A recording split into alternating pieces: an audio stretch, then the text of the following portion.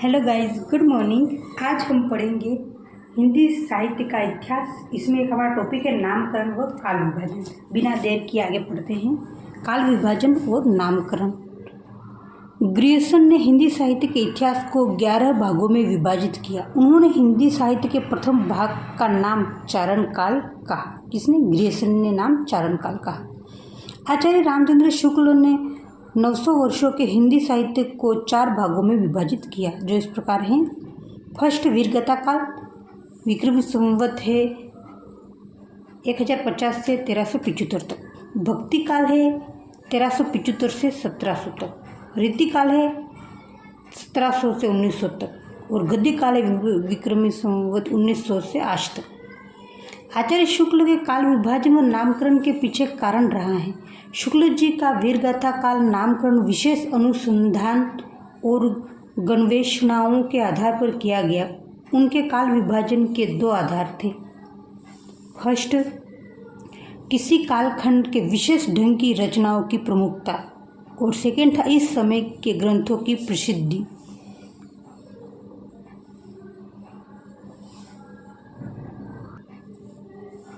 शुक्ल जी ने बताया है कि इतिहास की खोज करने पर सबसे पहले रासों की प्राप्ति हुई, जो वीर रस में लिखा गया था। शुक्ल जी ने निम्नलिखित 12 ग्रंथों के आधार पर हिंदी को प्रथम काल को वीरगाथा काल कहा। पहला विजयपाल रासो नलसिंह कृत। दूसरा है हमीर रासो सांगडधर कृत। तीसरा है खुमान रासो दलपति विजयकृत। बिसलदेव रासो नरपति नालकृत। पृथ्वीराज रासो चंद्रवर्धाई। जयचंद प्रकाश भट्ट केदार। जय मयंक जस चंद्रिका मधुकर कवि। परमाल रासो जगनिक कवि। खुसरो की पहेलियाँ अमीर खुसरो कृत। कीर्तिलता विद्यापति कृत। कीर्ति पताका विद्यापति कृत। विद्यापति पदावली विद्यापति कृत। आचार्य हजारी प्रसाद द्विवेदी ने हिंदी साहित्य इतिहास को 4 भागों में विभाजित किया। फर्स्ट आदिकाल, दूसरा पूर्व मध्यकाल, तीसरा उत्तर मध्यकाल और चौथा है आधुनिक काल। आचार्य हजारी प्रसाद द्विवेदी ने हिंदी साहित्य के प्रथम काल को आदिकाल कहने के लिए अपना मत प्रकट किया। पंडित राहुल सांकृत्यायन ने हिंदी साहित्य को आदिकाल को सिद्ध सामंत काल कहा। डॉक्टर रामकुमार वर्मा ने इस काल को संधि चारण काल कहा। आचार्य महावीर प्रसाद द्विवेदी ने इस काल को बीजवपन काल कहा। श्री चंद्रधर शर्मा गुलेरी ने हिंदी साहित्य के प्रथम काल को अपभ्रंश काल के नाम से संबोधित किया। विश्वनाथ प्रसाद मिश्र द्वारा इस काल का नामकरण वीरगाथा काल किया गया।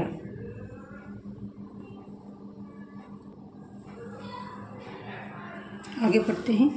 डॉक्टर नगेंद्र ने अपने हिंदी साहित्य के इतिहास में काल का विभाजन एवं नामकरण सामान्यतः इस प्रकार किया है। आदिकाल 7वीं शताब्दी के मध्य से 14वीं शताब्दी के मध्य तक।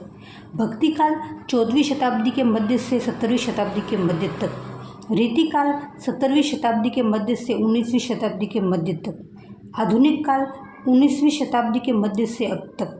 पुनर्जागरण काल भारतेंदु काल 1857 से 1900 तक। जागरण काल द्विवेदी जी ने कहा 1900 से 1918 तक। छायावाद काल 1918 से 1938 ईस्वी तक। प्रगति प्रयोग काल 1938 से 1953 ईस्वी तक। नवलेखन काल 1953 से अब तक। सरहपाद राहुल सांकृत्यायन ने 7वीं शताब्दी के सरहपा को हिंदी का प्रथम कवि माना है। ये 84 सिद्धाचार्यों में से हैं। डॉक्टर गणपति चंद्रगुप्त हिंदी साहित्य का वैज्ञानिक इतिहास में भारतेश्वरी बाहुबली रास के रचिता शालिभद्र सूरी को हिंदी की प्रथम कवि माना है। राहुल जी ने सरहपा का समय 769 ईस्वी माना है। डॉक्टर रामकुमार वर्मा हिंदी साहित्य का आलोचनात्मक इतिहास 1938 में लिखा है। उन्होंने बताया कि शंभू हिंदी का प्रथम कवि है। आदिकालीन साहित्यिक भाषा का स्वरूप। आदिकाल की मूल भाषा अपभ्रंश ही साहित्यिक भाषा के रूप में उभर कर आ रही थी। अपभ्रंश की साहित्यिक सामग्री की विवेचना करें तो हमें 4 रूप मिलते हैं। लोक भाषा में लिखित अपभ्रंश साहित्य, राजस्थानी मिश्रित अपभ्रंश साहित्य, मैथिली मिश्रित अपभ्रंश साहित्य, खड़ी बोली मिश्रित देशी भाषा साहित्य। अपभ्रंश साहित्य लोक भाषा अपभ्रंश पुराने हिंदी का पूर्ववर्ती रूप है। अपभ्रंश भाषा उस समय ही विभिन्न रूपों में प्रकट हो रही थी, जैसे पहले लौकिक अपभ्रंश, दूसरी प्रवृत्ति अपभ्रंश जिसे अवहट भी कहते हैं, तीसरी क्षेत्रीय भाषा की अपभ्रंश जिसे राजस्थानी डिंगल का नाम दिया जाता है। लौकिक अपभ्रंश का साहित्य सिद्ध साहित्य, जैन साहित्य और नाथ साहित्य।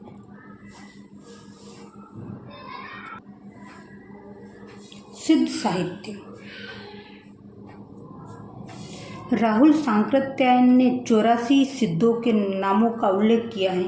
सरप्पा इस समय के सबसे प्रमुख सिद्ध माने जाते हैं, जिसका समय 769 ईस्वी माना गया है। इसके द्वारा 32 ग्रंथों की रचना की गई। ये ब्राह्मण जाति के थे। इनके द्वारा रचित दोहाकोश और चर्यापद प्रसिद्ध रचना है। इन्होंने पाखंड और आडंबरों का घोर विरोध किया था। गुरु को सबसे पूज्य माना। इनका कहना है कि सहज भोग मार्ग जीव को महासुख की ओर ले जाता है। इनकी भाषा सरल और गेय थी, इसलिए भावों में सहज प्रवाह मिलता है। दक्षिण मार्ग को छोड़कर वाम मार्ग का उपदेश दिया। उदाहरण: नाद न बिंदु न रखी न शशि मंडल, चिर अराऊ साहाबे मुकल, अजूरे अजू छाड़ी माँ लेहू रे बक, निह बोहिया जाहू रे लोक काव्य में अनसाधना पर जोर दिया है। पंडित सऊल संत बस खाऊई अमणा गमन ननेन बी खड़िंग देहई बुद्ध वसन जाणई तो विनी लज हऊ पंडित।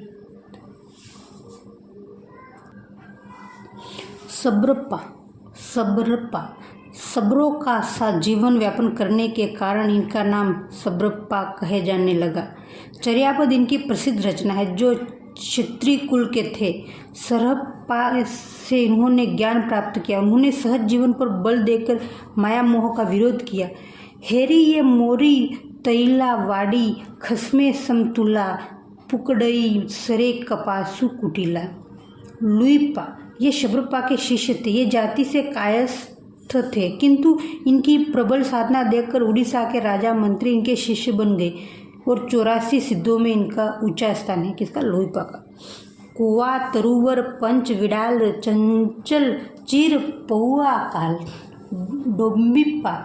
डोम्बिपा जाति के क्षत्रिय थे। इनका समय 840 ईस्वी के लगभग माना गया है। इनके गुरु का नाम विरूपा था। इनके प्रसिद्ध ग्रंथ डोम्बी गीतिका व योगचर्या विशेष प्रसिद्ध ग्रंथ है।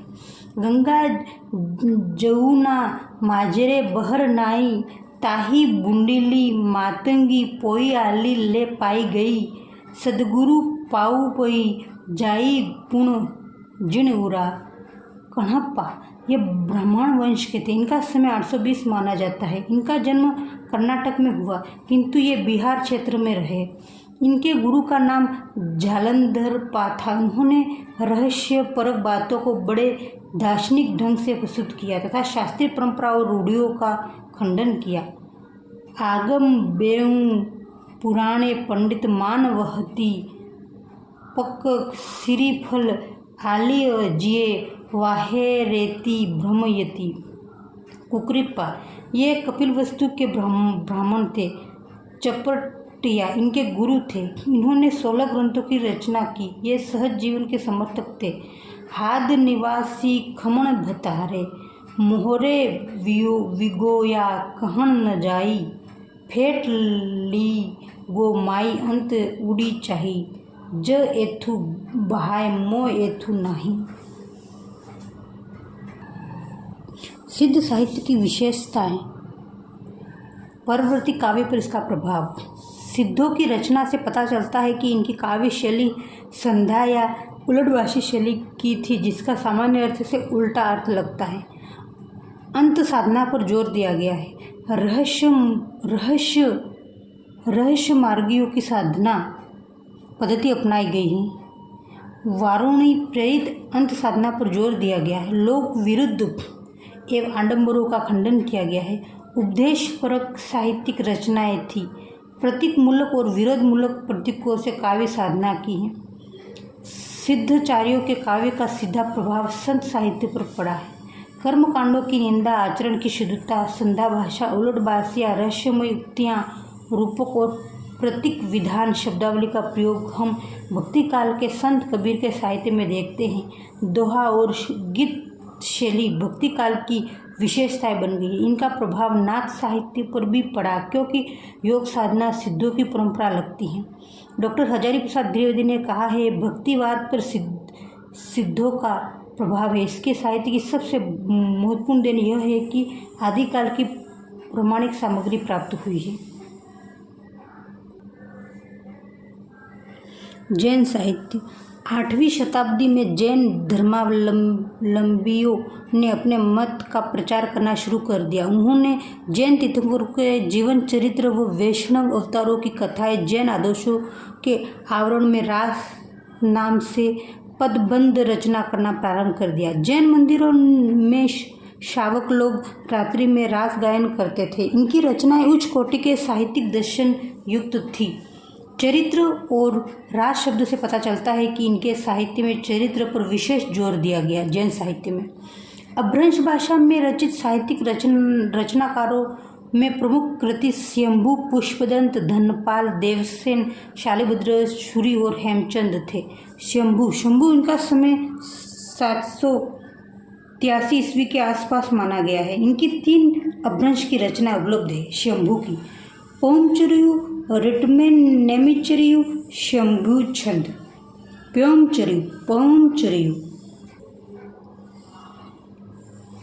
पौमचर्यु रचना में राम कथा का वर्णन है। यह रचना अत्यधिक प्रसिद्ध हुई है। इसमें भक्ति की तन्मयता, काव्य की सरसता और प्राकृतिक सौंदर्य का सूक्ष्म वर्णन है। परवर्ती चरित्र काव्यों पर शंभु की वर्णन शैली का प्रभाव स्पष्ट प्रकट होता है। पुष्पदत्त समय 10वीं शताब्दी के आसपास रहा है। इसके 3 प्रमुख ग्रंथ हैं, नयकुमारचर्यु, महापुराण, जशरचर्यु। कवि पुष्पदंत की काव्य रचना का उद्देश्य शुद्ध धार्मिक चरित्र प्रधान रचना से है। महापुरुषों का चरित्र है। उत्तर पुराणों में रामायण और हरिवंश है। इनका अपभ्रंश भाषा का व्यास कहा जाता था। उन्होंने अपना काव्य दोहा और चौपाई में लिखा है, जिसका प्रभाव रामचरितमानस पर दिखाई दिया है। ये कश्यप गोत्रीय ब्राह्मण थे, जो मान्यखेड़ के प्रतापी राजा के महामात्य भीत के स्वभाव कवि थे। महापुराण में उन्होंने लिखा है, वोलई कोलई अंबई कलियाई, कंकणी चंचरियु रुई उटई, अर्थात भगवान जिनेंद्र की भक्ति से मेरा कवित्व वैसा ही उच्छ्वासित हो उठता है जैसे मधुमास में आम्र के बोर पर कोयल कूक उठती है, कानन में भ्रमर गूंजने लगते हैं। अतः पुष्पदत्त का महापुराण जैन धर्म का उत्तम कोटि का ग्रंथ है। धनपाल इनका समय 10वीं शताब्दी का रहा है। रचना भविष्यत कहा, जो अपभ्रंश का लोकप्रिय महाकाव्य है। ये धक्कड़ वैश्य कुल के थे। इनका मूल उद्देश्य श्रुति पंचमी व्रत के महात्म्य को प्रतिपादित करना। इनका कथानक लौकिक भाषा, साहित्यिक मुहावरों और लोकोक्तियों से युक्त अलंकारिक एवं छंद युक्त है। देवसेन आचार्य देवसेन 933 ईस्वी के कवि थे।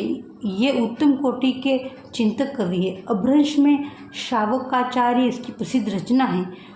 इसमें 250 दोह में श्रावक धर्म को प्रतिपादित किया तथा गृहस्थ के कर्तव्यों को भी स्थान दिया है। जो जिन साधन भविष्य सो मई कहिए सारू, जो पावई सई भाई करी सो सरी पाई पारू। शालिभद्र सूरि समय 1184 ईस्वी के लगभग माना जाता है। जैन साहित्य में रास परंपरा का प्रथम ग्रंथ भारतेश्वरी बाहुबली रास को माना जाता है। इसमें अयोध्या के राज्य में ऋषभ के भरत और बाहुबली नाम के 2 पुत्रों की कथा है, जो वीरता और वैराग्य के लिए प्रसिद्ध रहे हैं। यह खंड काव्य 205 छंदों में वर्णित है। बोलाई बाहुबली बलवंत, चक्र सरियु चुनई करियु, लोह खंडी तड़ गरवियु, हत शैल है गोत्र कुल सहस्त्र सोम प्रभुशुरी सोम प्रभुसुरी। ये कुमारपाल नामक काव्य के रचयिता है। इन्होंने संस्कृत मिश्रित प्राकृत काव्य लिखा है।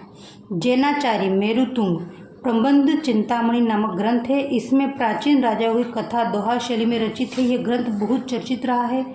आशगु चंदन बाला रास नामक लघुखंड काव्य है। यह रचना 1200 आशगु चंदन बाला रास नामक लघुखंड काव्य है। यह रचना 1200वीं शताब्दी की मानी जाती है। जालौन में रची गई है। इसमें चंदन बाला के सतीत्व की कथा है, जो अपने सतीत्व पर डटी रही और अंत में महावीर से दीक्षा लेकर मोक्ष प्राप्त की। जैन धर्म सूरी स्थूलिभद्र रास 1209 ईस्वी में लिखी गई है।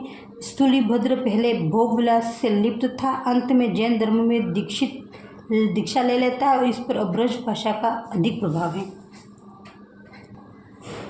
हेमचंद जन्म गुजरात के जैन परिवार में हुआ। इनका बचपन का नाम चंगदेव था। जब ये जैन धर्म में दीक्षित हुए तो उनका नाम हेमचंद पड़ा।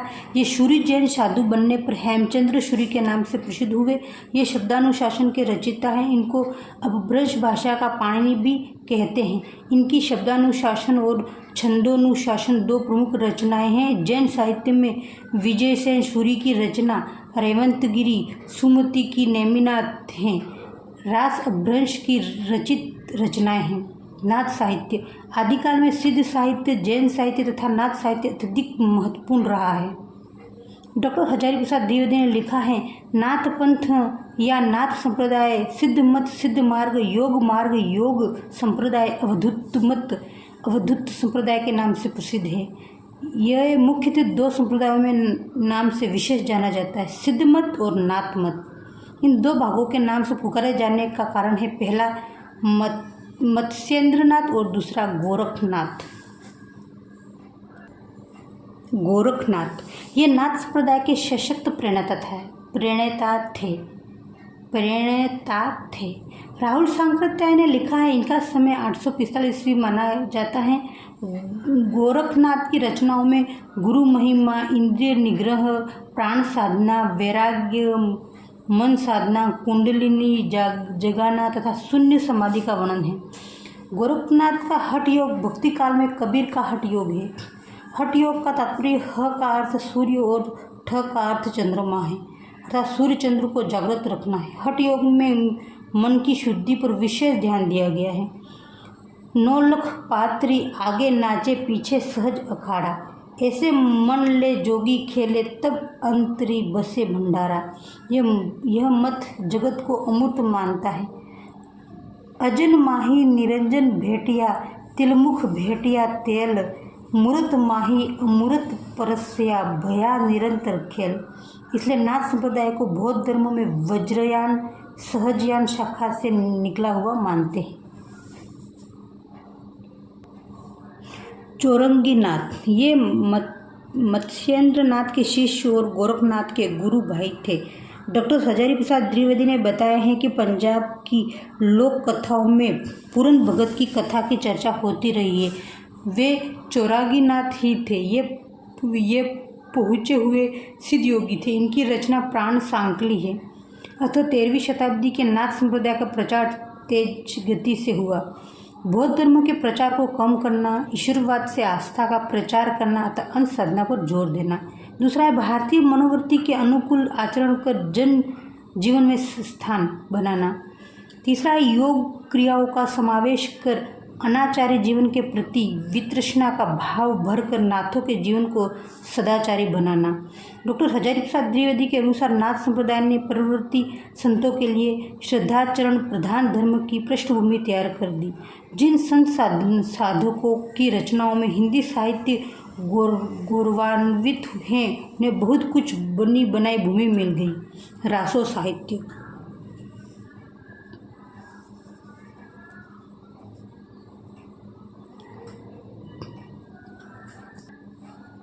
रासो साहित्य आदिकाल में रासो ग्रंथ पर्याप्त मात्रा में मिलते हैं। फ्रांसीसी इतिहासकार गारसाद तासी ने रासो शब्द की उत्पत्ति राजसूय से मानी है। आचार्य रामचंद्र शुक्ल रामायण शब्द से मानते हैं। शुक्ल के अनुसार बिसलदेव रासो ने रसायन शब्द बार बार आया है। नरोत्तम स्वामी ने रसिक शब्द से तथा आचार्य रामचंद्र वल्ली पांडेय एवं आचार्य हजारी प्रसाद द्विवेदी ने संस्कृत के रासक शब्द से ही रासों की उत्पत्ति बताई है। द्विवेदी ने कहा है, रासक वस्तुत एक विशेष प्रकार का खेल या मनोरंजन है। रास में भी वही भाव है। वास्तव में रासो राजस्थानी भाषा डिंगल से राजश्रेय कवियों, विशेष रूप से चारण जाति के कवियों द्वारा युद्धों का चित्रण, वीरता के यशोगान को अतिशयोक्तिपूर्ण ढंग से धारा प्रवाह ओजस्वी भाषा शैली में लिखा गया काव्य है। आचार्य शुक्ल ने रासो काव्यों के आधार पर ही हिंदी साहित्य के प्रथम काल का नामकरण वीरगाथा काल के रूप में किया। खुमान रासो, समय 9वीं शताब्दी। इसे चित्तौड़गढ़ नरेश खुमान के समकालीन कवि दलपत विजय द्वारा रचित माना गया है। इसमें 17वीं शताब्दी के राजा राजसिंह का भी वर्णन है, लेकिन 1870 से 1890 के समय बगदाद के धर्मगुरु खलीफा आल मामू के द्वारा चित्तौड़ पर किए गए आक्रमण का भी वर्णन है। इसकी भाषा भी डिंगल है। संदेशा पिन साहिबा पाछो फिरियन देव, पंछी धानिया पिंजरे छुटन रो संदेह।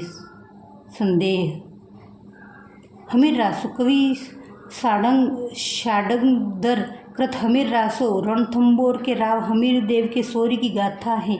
समय 13वीं शताब्दी। अलाउद्दीन खिलजी द्वारा 1301 में रणथंबोर पर किए गए आक्रमण का वृत्तांत बताया जाता है। प्राकृत पेगलम में इसके कुछ छंद मिलते हैं। बिसलदेव रासो नलपति नाल्ह विक्रमी संवत 1272 माना जाता है। 1272 मझारी नाल्ह रसायन आरंभई जेठ बदी नवमी बुधिवारी शारदा तुषी ब्रहा कुमारी। लेकिन अधिकतर विद्वान विक्री संवत 1212 में इसके रचना काल को स्वीकार करते हैं। इसमें अजमेर के चौहान वंशी राजा बिसलदेव का विवाह मालवा के राजा भोज परमार की पुत्री राजमती से हुआ है, किंतु राजमती और बिसलदेव में आपसी संवाद के कारण बिसलदेव राजमती को छोड़कर उड़ीसा चला गया और वह 12 वर्ष तक वहीं रहा और इसी कृति से राजमती की वीर गाथा है। रानी राजमती नारी गरिमा के युक्त एक संस्कारित स्त्री है और बिसलदेव सामंती जीवन का अभिमानी राजा। इस काव्य की भावभूमि निश्चल प्रेम और नारी स्वाभिमान की भावना से उत्प्रोत है। परमाल रासो, कवि जगनिक कालिंजर के राजा परमादिदेव का राजाश्री कवि था। इसी के यहाँ बनाफर शाखा के 2 क्षत्रिय वीर आल्हा और उदल रहते थे। इन दोनों वीरों की युद्ध में वीर गति को प्राप्त होने पर जगनिक कवि ने उद्भुत शौर्य गाथा को काव्य में लिखा। इसे आल्हा खंड के नाम से भी जानते हैं। 13वीं शताब्दी।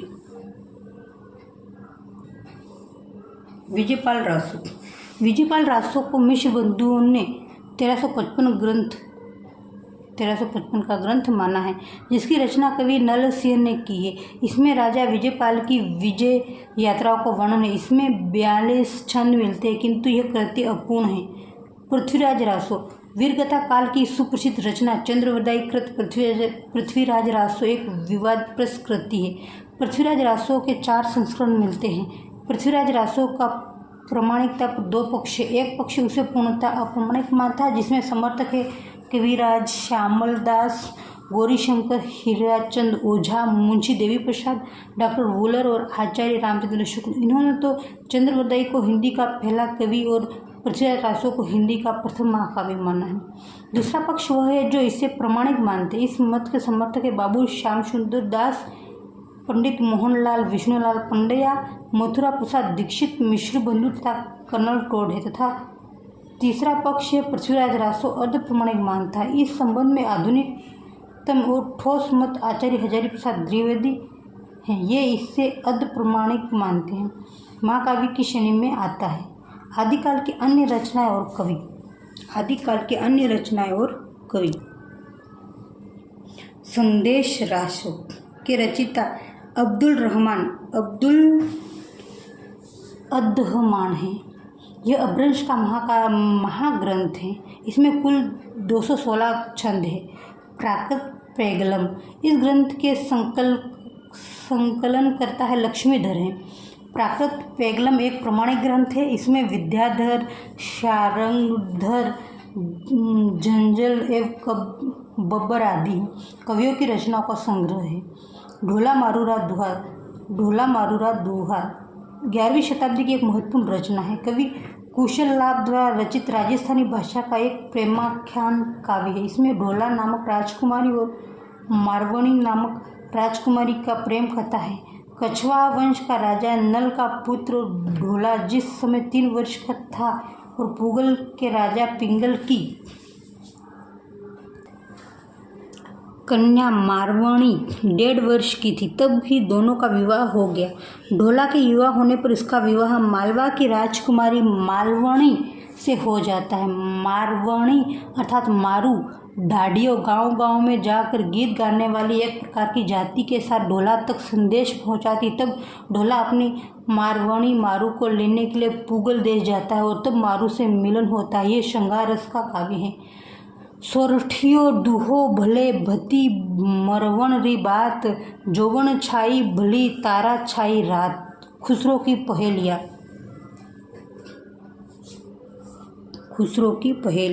खुसरो का वास्तविक नाम अब्दुल हसन था। खुसरो इसका उपनाम था। जन्म पटियाली जिला एटा में हुआ। इनका समय सुल्तान वंश से लेकर तुगलक वंश तक रहा है। ये विनोदी स्वभाव, मिलनसार एवं उदार व्यक्ति थे। इसमें सांप्रदायिक कट्टरता नहीं थी। निजामुद्दीन औलिया इनके गुरु थे। इनके गुरु औलिया की मृत्यु के समाचार मिले तो उनकी कब्र के पास पहुँचे और कहा, गोरी सोवे सेज पर मुख पर डारे केश, चल खुसरो घर आपने रैन भई चहु देश। खुसरो को अरबी, फारसी, तुर्की और हिंदी का अच्छा ज्ञान था। खुसरो की पहेलियाँ हिंदी साहित्य का अनमोल रत्न है।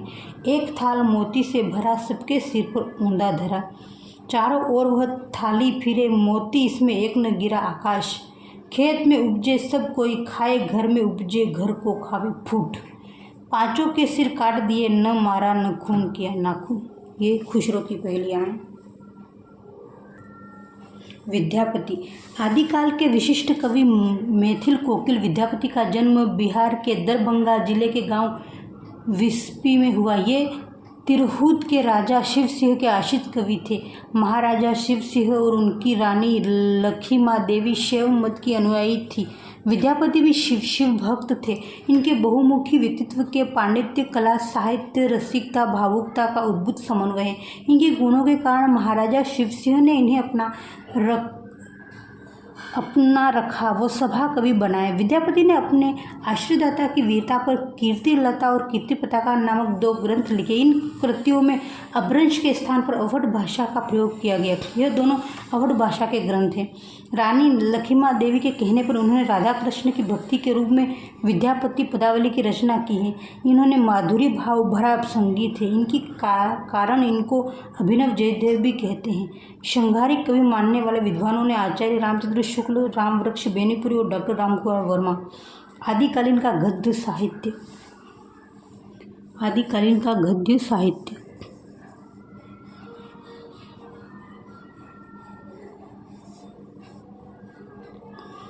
आदिकालीन का गद्य साहित्य। आदिकाल के साहित्य में गद्य रचना बहुत लिखी जाती थी, किंतु कुछ कवियों ने गद्य, पद्य, चंपू काव्य साहित्य लिखकर साहित्य को खजाने को अद्भुत रत्न दिए हैं। इनमें प्रमुख रोड़ा नामक कविकृत राउलवेल, यह गद्य और पद्य का मिश्रित रूप चंपू रचना है। दामोदर कृत उक्ति व्यक्ति प्रकरण, ज्योतिश्वर ठाकुर कृत वर्ण रत्नाकर गद्य की कृतियाँ हैं। राउलवेल 10वीं शताब्दी, यह गद्य पद्य मिश्रित चंपू काव्य की प्राचीनतम कृति हैं। डॉक्टर नगेंद्र के अनुसार इसी काल में हिंदी के नखशिख श्रृंगार आरंभ होता है। इसमें उपमा, उत्प्रेक्षा आदि अलंकारों को भी प्रयोग हुआ है। उक्ति व्यक्ति प्रकरण, पंडित दामोदर शर्मा ने 12वीं शताब्दी में इस ग्रंथ की रचना की। डॉक्टर हजारी प्रसाद द्विवेदी ने शब्दों में उक्ति व्यक्ति प्रकरण एक अत्यंत महत्वपूर्ण ग्रंथ है। इसमें गद्य और पद्य दोनों शैलियों में तत्सम शब्दावली का प्रयोग हुआ है। वर्ण रत्नाकर, इस ग्रंथ का प्रकाशन डॉक्टर सुनीति कुमार चटर्जी और पंडित बबुआ मिश्र ने संपादक में बंगाल एशियाटिक सोसाइटी में हुआ है। ये 4वीं शताब्दी की रचना है। इसमें लेखक ज्योतिषवर ठाकुर नामक मैथिली कवि हैं। इनकी भाषा अलंकारिकता और कवित्वपूर्ण है। नायिका का वर्णन भी तत्सम शब्दावली में किया है। उज्ज्वल कोमल लोहित सम संतुल सालकार पंचगुण संपूर्ण चरण। आदिकालीन हिंदी साहित्य की प्रवृत्तियाँ। आदिकालीन भाषा की दृष्टि से क्रांति काल रहा है। वीर गाथात्मक काव्य रचना है, इसलिए रामचंद्र शुक्ल ने इस काल का नाम वीर गाथा काल रखा। युद्धों का वर्णन है, संकुचित राष्ट्रीयता है। जयचंद्र की प्रशंसा में जयचंद्र प्रकाश भट्ट केदारकृत तथा जय मयंक जसचंद्री का मधुकर कवि नामक ग्रंथ लिखे हैं। लोक भाषा साहित्य। डॉक्टर हजारी प्रसाद द्विवेदी ने लिखा है, साहित्य में प्रधान रूप से इस समय का साहित्य धार्मिक है। इसमें सहज जीवन पर, आंतरिक शुचिता पर और सच्चाई के जीवन पर अधिक जोर दिया गया है। वीर और श्रृंगार रस का समन्वय है। ऐतिहासिकता की अपेक्षा कल्पना की प्रधानता है। प्रबंध और मुक्ति गीत है। प्रबंध काव्य वीर कथा के रूप में प्रचर रासो तथा दूसरा मुक्तक रीति काव्य बिसलदेव रासो में वर्णित है। डिंगल भाषा युक्त काव्य आदिकाल के शुक्ल जी ने वीर कथा काल इसी डिंगल भाषा के रचित रासों का साहित्य कारण कहा है।